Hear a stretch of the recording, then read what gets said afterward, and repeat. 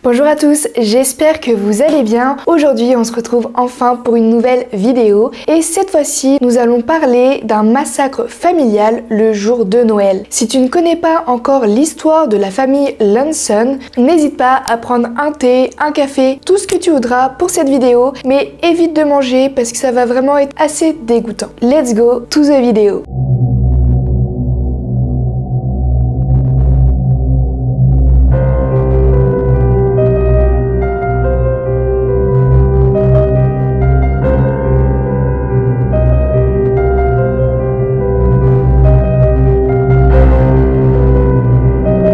L'histoire se déroule en Caroline du Nord en décembre 1929 dans la petite ville de Germantown. On y retrouve la famille Lanson, composée des deux parents Charles et Fanny et de leurs 7 enfants. Au mois de décembre 1929, Charles décide d'emmener toute sa famille faire des achats assez chers pour s'acheter des vêtements un petit peu type luxe pour aller se faire tirer le portrait. Évidemment, au temps actuel, on pourrait se dire que c'est simplement basique pour des photos de Noël, mais il faut savoir qu'à l'époque, ça coûtait très cher et c'est comme s'ils avaient mis toute leur économie dedans. Mais, chose à savoir, la famille Lanson ne roulait pas sur l'or à ce moment-là et avait beaucoup de problèmes financiers. Et c'est pour ça que c'était assez étrange. Malheureusement, le jour J, ce fameux matin de Noël ne va pas être du tout de tout repos.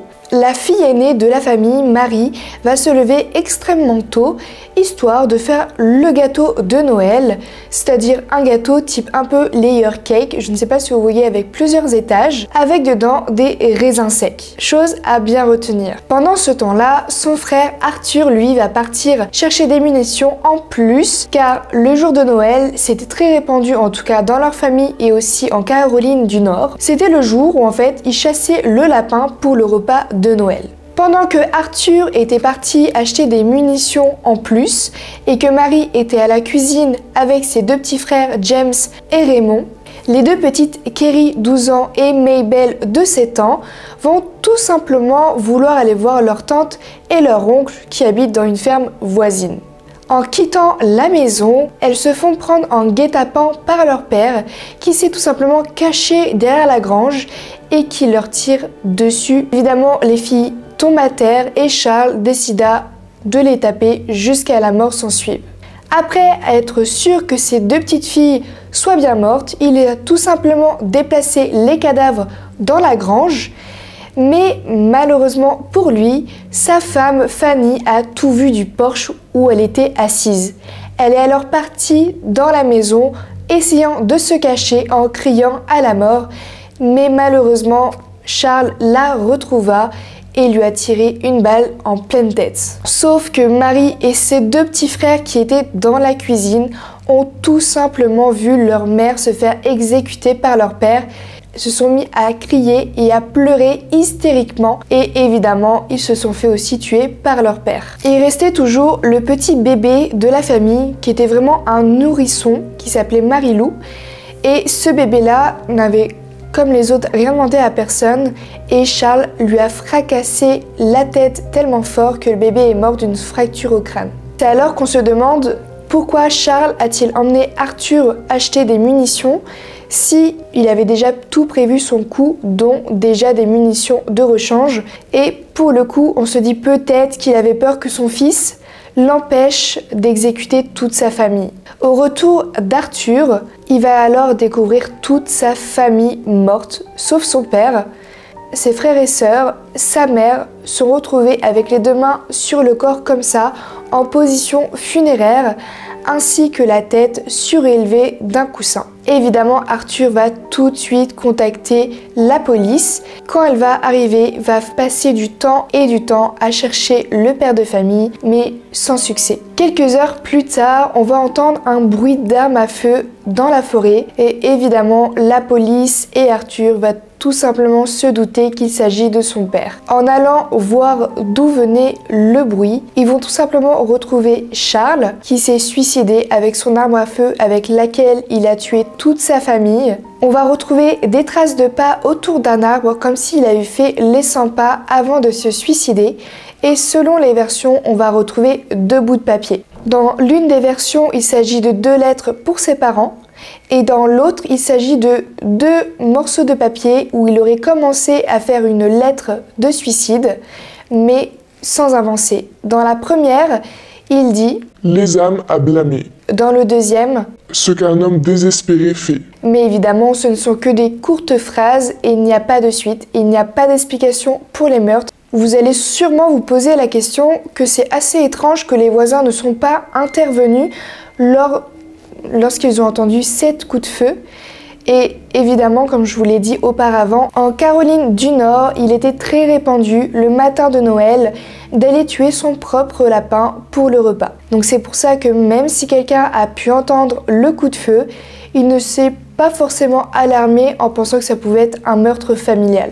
On peut alors se poser la question comment un père de famille peut en venir à ça, à tuer toute sa famille. Mais je vous rappelle quand même que dans l'histoire du True Crime, il n'y a pas que cette affaire. Il y a aussi récemment l'affaire de Dupont de Ligonnès à Nantes. Donc voilà, je pense que vous connaissez cette histoire et franchement, elle me fait énormément penser à cela.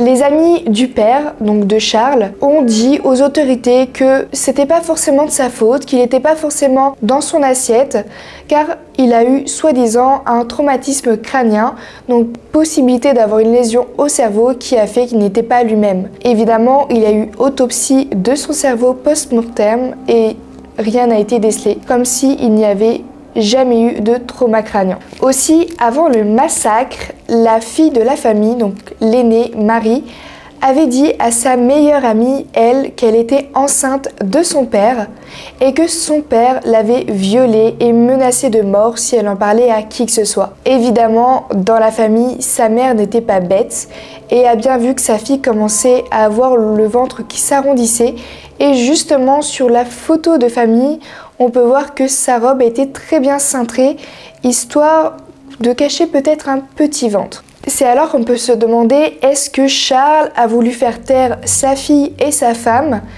mais aussi toute sa famille pour pas que cette histoire d'inceste ne nuise à sa famille ou à son nom? Vu qu'il était producteur de tabac, ça pourrait être le cas, mais pourquoi pas avoir simplement tué le bébé à la naissance pour faire taire les rumeurs? Je ne sais pas. En tout cas, c'est assez quand même macabre de vouloir cacher tout ça en tuant toute sa famille. Même de tuer juste un bébé, ça serait macabre quand même. Mais voilà, je sais pas. On peut se dire, bon, la famille était peut-être un peu space, mais il faut savoir que le frère de Charles n'est pas non plus très gai.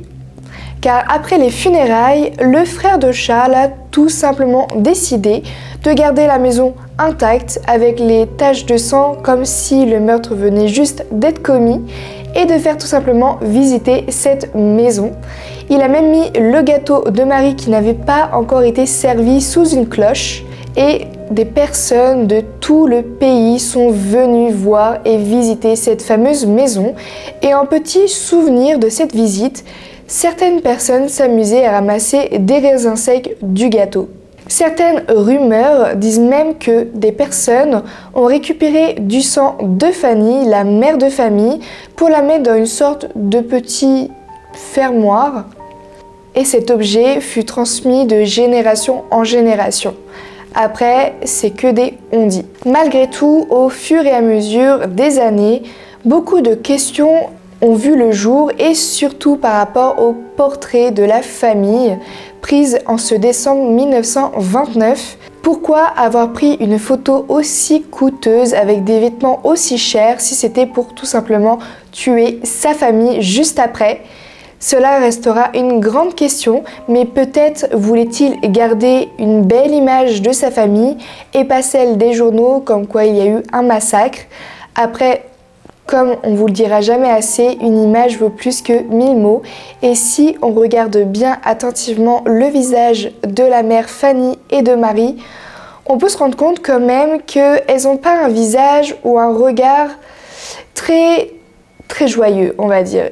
On voit qu'il y a quelque chose de triste, quelque chose d'assez grave qui se passe dans leurs yeux, comme un regard assez étrange et dédaigneux envers l'objectif. Et franchement, ça fait quand même froid dans le dos de se dire que cette histoire d'inceste se lit en fait dans les yeux de Marie. Arthur, le fils de la famille qui lui a survécu, est décédé en 1945 d'un accident de voiture. Peu après, donc lui non plus n'a pas vécu très longtemps. En tout cas, si cette vidéo vous a plu, n'hésitez pas à laisser un emoji gâteau pour le gâteau de Marie ou alors d'un lapin pour la chasse au lapin qui n'a pas eu lieu vu que ça a été la chasse de la famille Lanson. Et moi je vous dis à plus pour de prochaines vidéos.